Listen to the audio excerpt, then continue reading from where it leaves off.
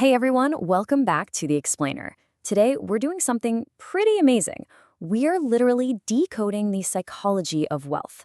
We're going to go on this fascinating journey to uncover the exact mental frameworks that take people from having absolutely nothing to reaching extraordinary levels of success. So if you're into structured, actionable insights, you are definitely in the right place. We're going to take an incredible true story and break it down into a practical blueprint you can start using today. So, what is the real secret sauce? What's the true key to wealth? Is it just grinding it out with hard work? Is it pure random luck? Because honestly, if it's luck, we should probably all just go buy lottery tickets and end this explainer right now. Or maybe it's who you know.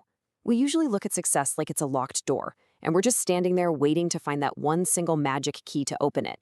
But here's the reality check. There is no single key.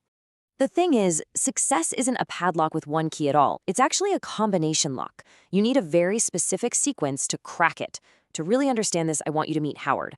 Howard was this young kid growing up in extreme poverty, literally living on water-thinned soup, and he was eventually forced to drop out of school entirely. One day, he's delivering this massive, heavy block of ice to a wealthy neighborhood. He gets startled by a loud car horn, drops the ice, and is just relentlessly mocked by these rich teenagers. But instead of breaking him, that sheer humiliation actually sparked a fire in him. He decided right then and there that he was going to crack the combination lock of success. All right, part one, systems over brute force, or the parable of the fence. So young Howard runs away to Texas looking for his big break, and his very first opportunity comes in the form of building this massive fence. Now, the farm manager estimated this project would take 6 days of grueling brute force labor, assuming all the men just worked individually. But teenage Howard walks right up to the rich farmer and promises he can finish it in just 1 day. The farmer agrees, fully expecting the kid to fail. Instead, Howard wakes up at 3 a.m. He didn't just decide to work harder than everyone else, he completely reimagined the work itself. What he did was apply systems thinking.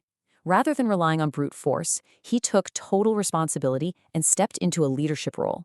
He looked at his crew and delegated tasks based strictly on what people were actually good at. The strongest guys, they purely did the heavy lifting.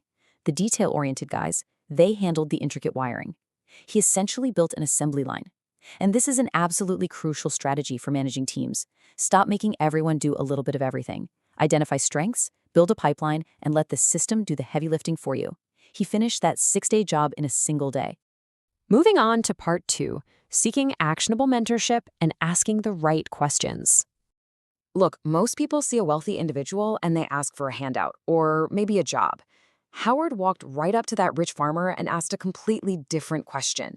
He said, "How did you become so rich? Give me the blueprint." And the farmer, who was just super impressed by this rare audacity, gave him a clear framework. Build systems, solve problems, create value, and step up as a leader. True mentorship is all about asking for actionable business frameworks, not just asking for favors. But here's a really important nuance. As Howard's journey progressed into the Texas oil boom, his need for mentorship evolved. He started with the rich farmer for foundational mindset and systems advice. But years later, when he was failing to strike oil, he realized he was just blindly digging holes. A mindset coach wasn't going to cut it anymore. He needed a completely different kind of mentor. So he goes out and hires a highly respected geologist to provide specific technical expertise. The geologist points to the exact right spot, and boom, Howard strikes oil. The takeaway here? When you seek a mentor, identify your exact current bottleneck and go find the person who has already solved that specific problem. Which brings us to part 3, the Brave Playbook.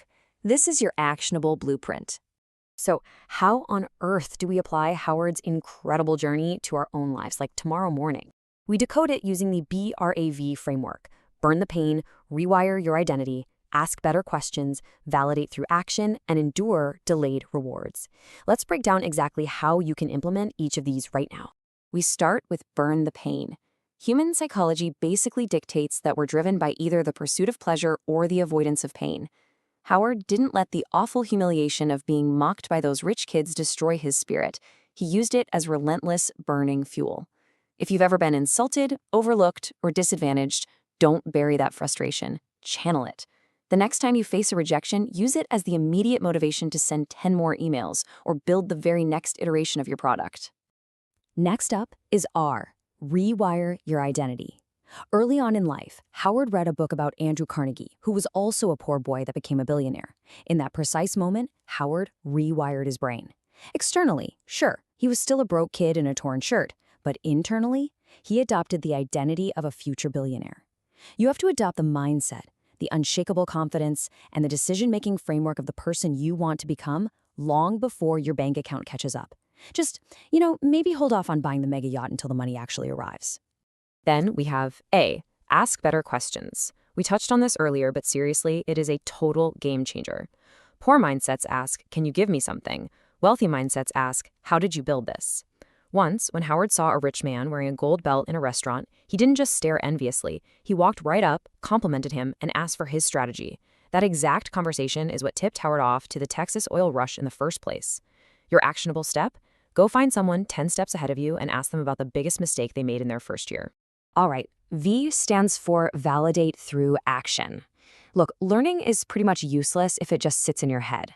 When the farmer taught Howard about leadership, Howard immediately validated that knowledge by completely taking over the fence project and creating a real-world system.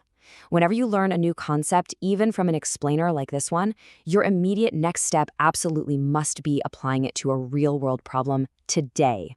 And finally, E, endure delayed rewards. Actually, scratch that. It's more like enduring the wait for those rewards. This is without a doubt the hardest one. Howard could have just slept in, like all the other laborers. Instead, he sacrificed short-term comfort to design a system that paid off massively. You must be willing to endure discomfort today, whether that's skipping a night out to study or reinvesting your very first profits instead of blowing them, so you can reap those compounding rewards tomorrow. Now for part 4, the ultimate wealth, beyond the bank account. So Howard follows this brave code to the letter. He crushes it in the oil fields, buys up refineries, and becomes a literal billionaire. But here is the massive catch. An ultimate life does not equal ultimate wealth. When Howard finally saw his name printed in the paper as a billionaire, he looked around his massive, sprawling mansion. His wife was gone, his kids were distant, and he was utterly, completely alone. He had basically sacrificed all of his relationships to crack the combination lock of money. It wasn't until his only true friend needed a kidney to survive that Howard finally woke up. Waking up in the hospital next to his surviving friend after donating that kidney brought him way more joy than his first $1 billion ever did. Financial wealth is just a hollow victory if you end up bankrupt in relational wealth. Which leaves us with one incredibly vital question. You might use this brave framework, you might build amazing systems, find the perfect mentors, and amass a massive fortune. But in the process of doing all that, are you actually building a meaningful life? Use these tools to achieve your financial goals, absolutely. But never, ever forget that the ultimate gift is who you get to share that success with. Thank you so much for joining me for this explainer. Go out there and build your fortune, but more importantly, go build your life.